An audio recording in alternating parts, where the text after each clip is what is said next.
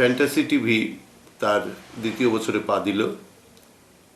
আমাদের এই ইতিহাসের শহর, মন্দিরের শহর, সরোবরের শহর, এই শহরে বেশ কিছু ইলেকট্রনিক মিডিয়ায় যারা কাজ করছেন তাদের মধ্যে ফ্যান্টাসি টিভি অন্যতম।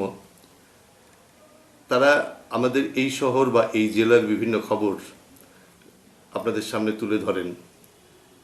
এই প্রথম জন্মদিন বা দ্বিতীয় বর্ষ পূর্তির যে শুরু, এই বিষয়টা সবার মতো আমারও ভালো লাগছে।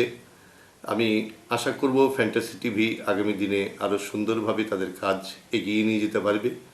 সেই সঙ্গে ফ্যান্টাসি টিভির যারা কর্মকর্তা রয়েছেন তাদের প্রতি আমার ব্যক্তিগতভাবে আবেদন থাকবে, কিছুটা সময় যদি বাড়ানো যায় এবং আরও কিছু সংযোজন যদি করা যায়, তাহলে নিঃসন্দেহে ফ্যান্টাসি টিভি আগামী দিনে এই কেবল নেটওয়ার্কের যারা দর্শক বা শ্রোতা রয়েছেন তাদের কাছে আরও মনোগ্রাহী উপস্থাপনা এই চ্যানেলের মাধ্যমে আপনারা পাবেন।